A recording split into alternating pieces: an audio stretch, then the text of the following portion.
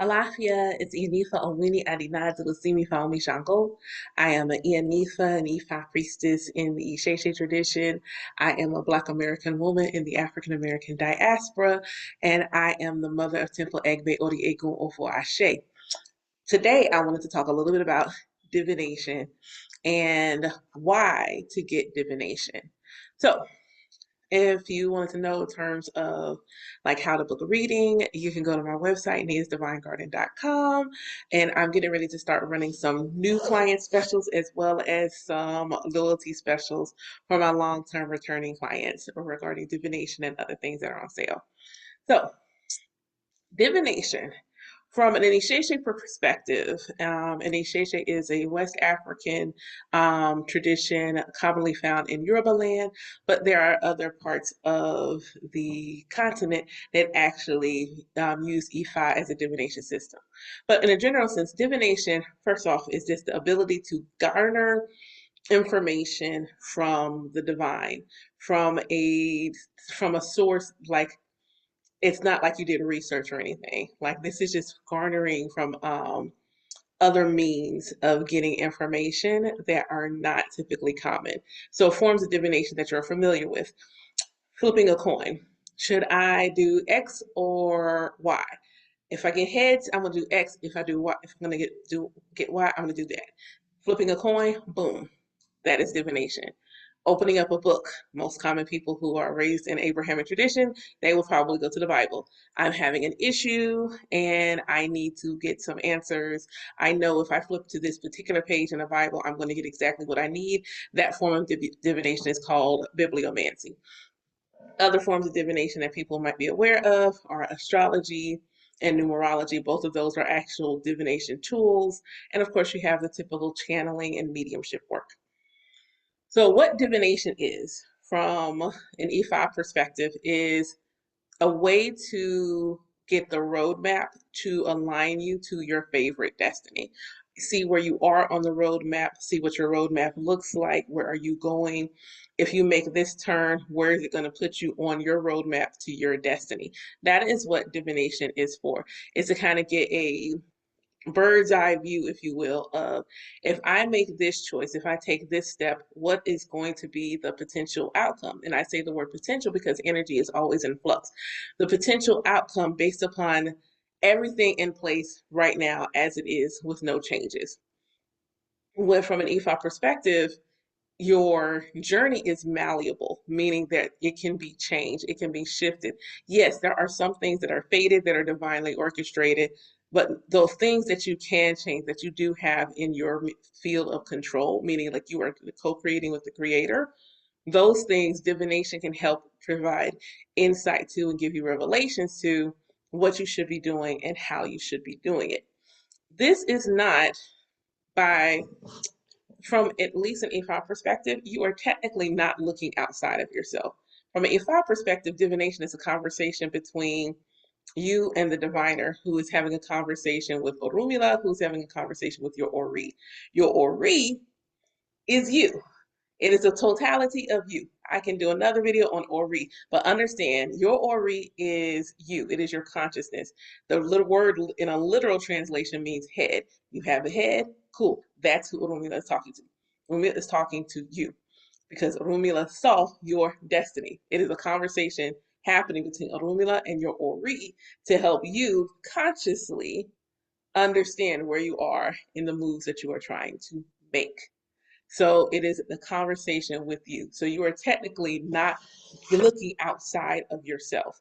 But everyone has intuition, but not everybody knows how to work with their intuition. Sometimes they fall into things and like, oh, well, I'll just follow my intuition or trusting my instincts. They kind of fall into it, but to purposely say they're going to go and sit and listen. Not everybody has been taught how to do that, been trained how to do that, understands how to do that. A lot of us have been told from depending on which religion you grow up in, that you don't have any answers. When from at least from an exchange perspective, you have an or read, you do have the answers. It's just a matter of building a relationship with your Ori so you know how to access those answers. And divination is a way for you to be able to access those answers. So, how often should you get divination? Well, that really is a personal thing. Um, reasons why I would get divination. Think regular cadences of divination can be very beneficial. Um, from a way, if someone is not in the tradition, what I would look at are things like, okay, or do you have a close connection to the moon? If you have a close connection to the moon and you understand that different phases of the moon and have to work with the moon, new and full moons will be great times to get a divination because that way you can see what's closing out and what's wanting to begin. You want to see what's closing out for the full moon and what's wanting to be released. And then from the new moon, you can see what's wanting to be birthed, what's wants to be jump started. Your birthday. Your birthday is a great time to get a divination. You're getting ready to go through your solar return. There is new energy moving. You are shifting and changing. This is a great time to get divination. Um, a lot of people do an annual divination for the year in general. So the year ahead divination is also a great time for divination. And I would say like just periodically. So it doesn't have to be like once a month or anything like that. That's totally fine. I personally do a monthly divination for myself. I'll be finishing mine up today. But it doesn't have to be that way. You can do like a quarterly one, like once a quarter, let me check in and see where things are at. You can do like a big one twice a year, like, okay, going into the second half of the year. What do I need to know? So understanding how you move in flux, when do you want to do check-ins and things like that with yourself, those are also good times to do divination. So what divination method really is again personal. So for me personally, I am an Ianifa. I am fully initiated. I am trained in using the Opwele. I do Iking divination. I know how to do Mirandela I know how to do 4 calories. I can divine. Outside of an Ifa lens, outside of an Ifa lens, I can do tarot, oracle cards, or I can just sit and listen and tell you what I heard them say. So it kind of just depends. I do look at the transits for astrology. I look at the moon phases. I do all of those things. So it really does depend on the individual what kind of divination method applies to them. Should people be able to divine for themselves? Why not? I can. Everyone is not a diviner, though. And so what that looks like is someone who you can get your own answers for yourself if you know how to do that. And a good elder is going to put you in position to be able to garner good answers for yourself because it doesn't take anything away from them that you know how to divine for yourself.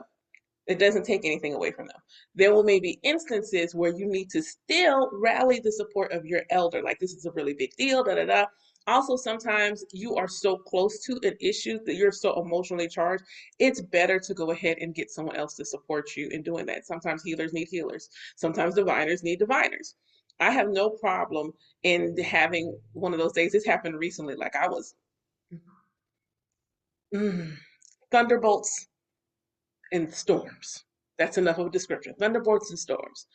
Because that's where I was, I needed to get the support of someone. And so having someone that you trust on your team that is going to be able to divine for you and get that wisdom for you so that you can be the one receiving healing and receiving wisdom. Sometimes I like it when people divine for me because it's nice to just receive. And that's what it is. It's sometimes it is simply just nice to receive. It is simply, and it's not that in the midst of me receiving divination, I'm not hearing things, but it's just simply nice to not be the one that's leading that charge. I'm on the receiving end more so than I am on the giving end. I don't mind divining for myself. I love divining for myself. If a lock of something needs to be snatched in my own head, they will get snatched. I'd have no problem divining for myself in a very unbiased way where even if I don't like the answer, it's still the answer that I needed to get at that time, and that's okay. But sometimes it's just like, you know what? You feel like casting for me? I like, see, um, thanks. I appreciate it. Like I appreciate it. Just cast for us, sister. Just cast for me, and that's okay. So my suggestion for folks is to find out At what points in your life throughout the year do you know that you really need to make sure that you're getting like that additional level of support where you can get like a really detailed divination to kind of guide you and like, okay, this is where I'm at, da, da, da, da. Like my birthday one is like the end of the year, like hours, because I need all the tea. I need all the tea that I can get so that I can move in alignment with my good fortune and move in alignment with my best possible outcomes. So my birthday is a huge one for me. I haven't been doing it like I used to, but new and full moons, oh, that used to be a thing. I'm pulling cards every new and full moon.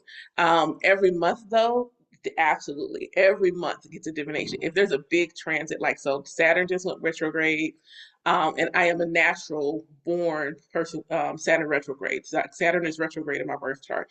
So, me paying attention, Saturn's retrograde again, what does this look like for my energy? What is happening? What is the reason why Oludumare said Saturn needs to be in retrograde?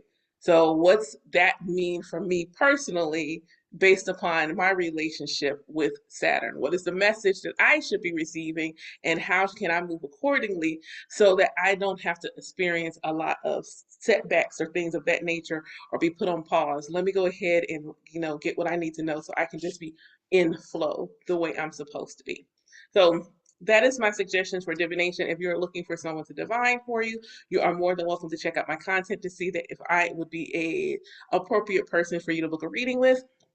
If so, you can go to my website, yanina'sdivineguardian.com. Depending on where you're watching, you may be able to check the link in my bio. I have some links that you can use to just pay. And then when I see your email, I'll reach out to you and say, hey, when would you like? And we can schedule the divination that way. And those are also first come, first serve. So get in where you fit in. Thank you so much again for watching. I hope you have a great rest of your day. Take care.